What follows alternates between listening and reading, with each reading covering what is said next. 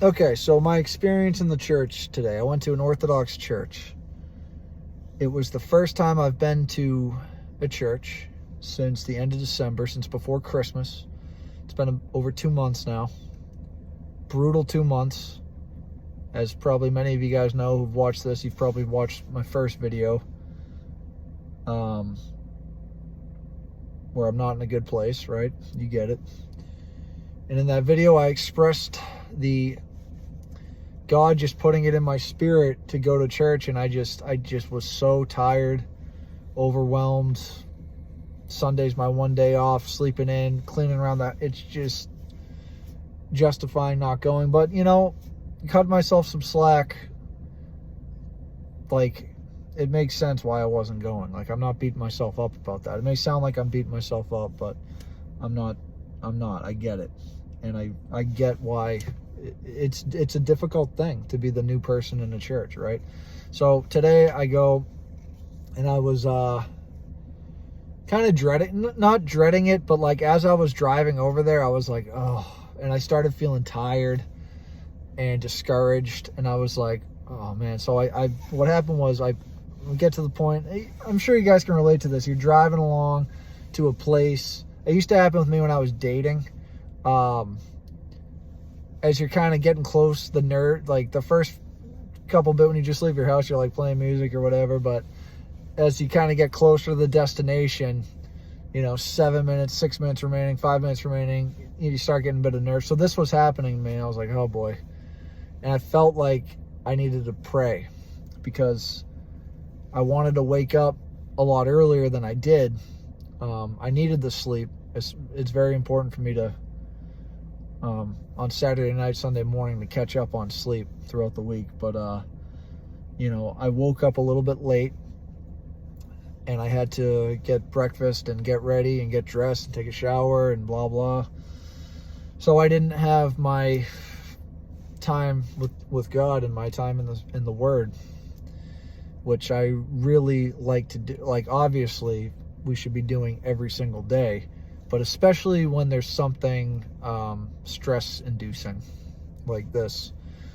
And but anyway, I didn't get a chance to do that, but I left with enough time that I pulled over to a side of the road, and I just kind of put my seat back, and I just prayed. I felt moved in the spirit. I felt like a connection with God. And you know, not every time you pray you feel that, but a lot of time, you know, sometimes you do, and it's nice when that happens. And there was just kind of a comfort came over me, and it was okay, because I was almost considering going back. But honestly, that's one really good thing about this channel that it's done for me. I feel like it's given me a level of ownership and accountability. And because in that first video, I talked about wanting to go to the church and not going, and then I said, I think I said, like, I'm gonna go next week, like F it, I'm gonna go. And because I said that, and that has like 5,000 views or something, I feel accountable to it now, right? So who knows, maybe if I didn't start the channel and I put that out there, I would have justified not going. I hope I wouldn't have, but you don't know. Anyway, I want to get on to the experience. So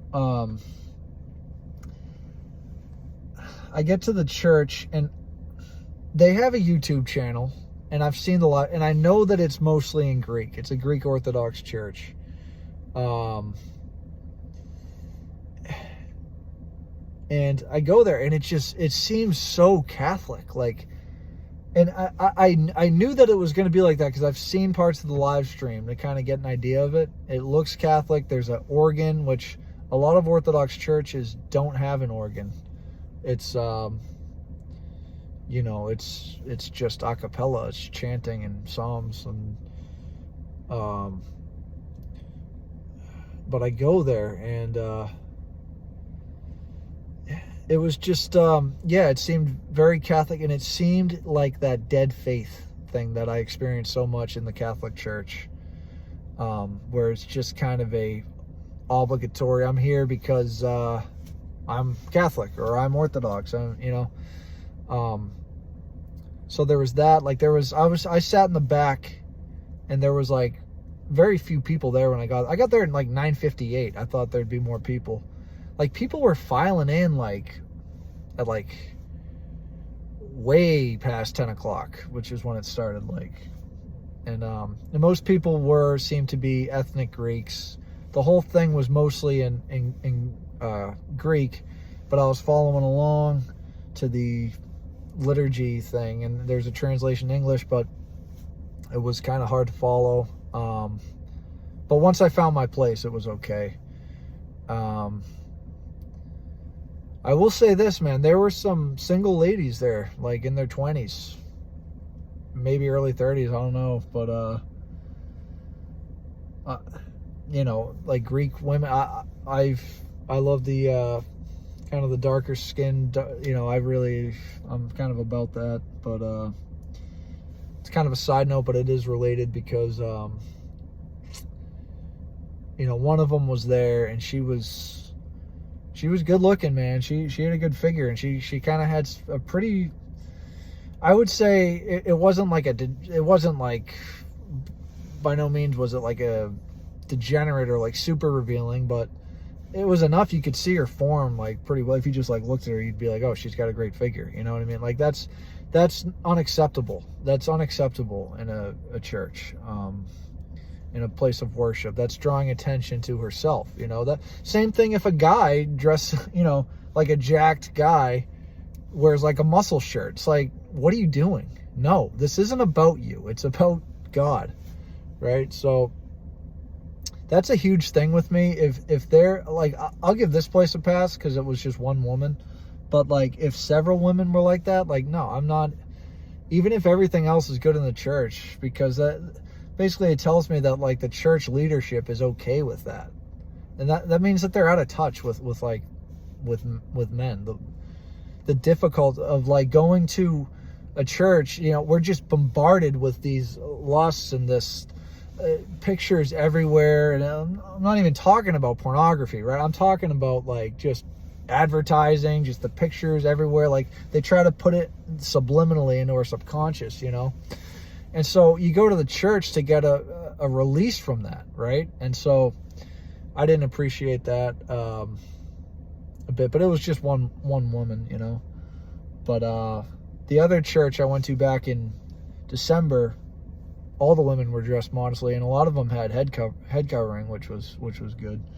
I'm not saying that I hold that as like a doctrine, but it is in the scriptures. Paul talks about women having their head covers. Man is the glory and image of God, woman is the glory of man, type thing, like the hierarchy, right? But so what else about this church? Well, side note, let me just say this. Despite the fact that I didn't really have a good experience, and the main reason I didn't have a good experience was because I didn't talk to anybody, which is a lot on me. But also, I kind of feel, maybe you guys disagree, that it's, you see someone obviously who's a new person in the church, and nobody comes up and says hello. I don't know. Seems weird to me. And it also, I went up to get let me finish the thought that I just had about, despite the fact that I didn't particularly like this, have a good experience, like it was still, I'm still really glad that I went, and I'm committed now. And I went through that discomfort, and the worst of it, like nothing bad happens. It's just a little bit uncomfortable at first, and then it's like you're in. And but I want to keep going. I'm not gonna give up. I'm gonna keep going to these churches, and I hope this encourages you guys to do so. And so at the end, I wait for how can I describe it?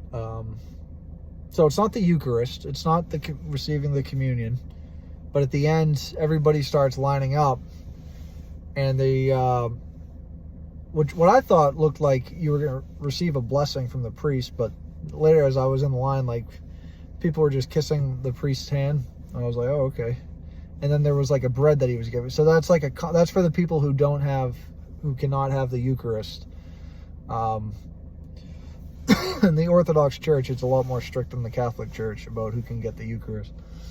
But so I go up there. I let everybody go up there, and I'm just sitting in the back, just kind of taking it in. And I want to be last because I want to talk to the priest. I want to say hello, just talk, introduce myself, and just see kind of what his vibe, just kind of vibe him out. And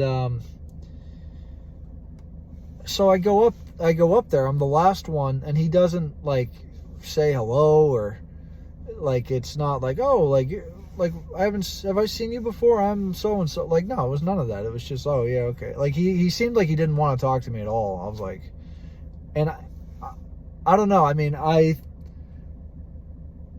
don't know how I look necessarily, right? Like I do have, I think, a pretty high level of self-awareness, but like, I don't know, maybe I looked, I was pretty well dressed, I thought, but whatever it may be, I feel like a priest should be more welcoming. Let alone, the parishioners should be welcoming, but the priest, of course, should be. And so they had a fellowship. A lot of Orthodox churches have a fellowship after this church. And, they just talk or whatever, and it's, but I went to it and I was like, no, I'm not doing that. But if one person, that's kind of the way I do it. I think it's a good rule. You don't just rush out, right? Because there's the temptation to just rush out once the service is over and not talk to anybody. That's always a temptation. But at most churches, someone will come up to you, as long as you don't have like a sourpuss on, and they'll just introduce themselves, and then they'll encourage you to have come down for the fellowship. That's what happened. That was my experience at the previous church. And I think that's probably the way it should be. But that's kind of all I wanted to say about the church. If I think of other things, which there were things I wanted to talk about. Oh yeah, let me just say this. Though I couldn't understand, they were speaking in Greek the whole time, and it's very much like, it's ritualistic, and but it seems like that's the way that it was more so done in the times of the apostles. Everything was a build-up towards the receiving of the Eucharist.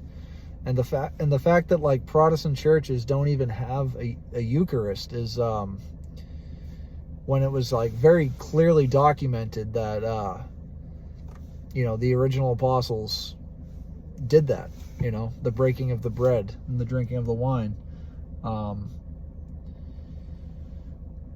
It's that should kind of tell you something, in my opinion. But I'm following along in the booklet about the reading the Greek, and I'm looking at the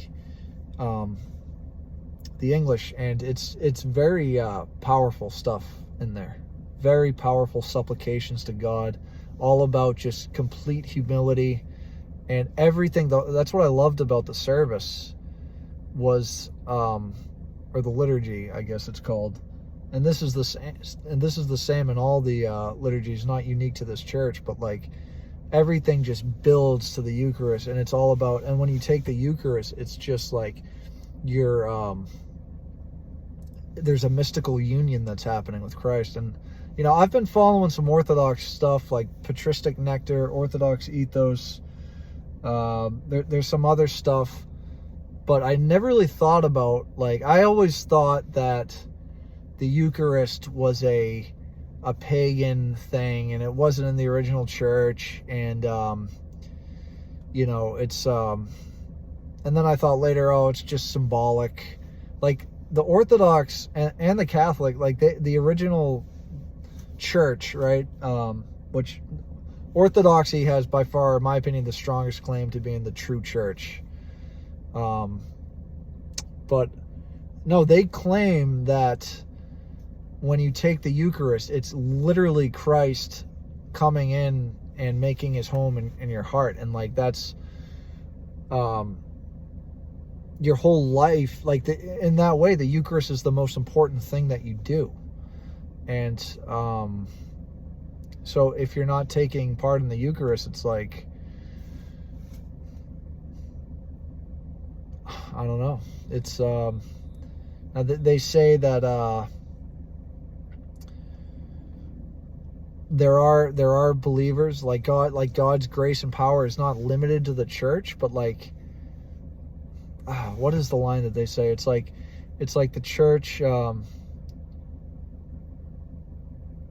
I don't know. I don't want to mess it up, but they don't claim that like it's only Orthodox believers that are like saved or whatever, or like true believers, but that it's more dangerous. It's like dangerous to be outside the church. And they say they don't view the church, like my understanding of the church was just the body of believers and they're in all different churches. Their view of the church is, no, it's the Orthodox Church. And so it's just interesting. It's interesting to, and it's something that's just in the back of my mind, this idea of the Eucharist and how the original believers, that was the whole point of like their meeting. That's what they did, the breaking of the bread. And like there was a specific way that they did that, and that they allowed, the way that God came in and worked through that turning it, like he actually turned into the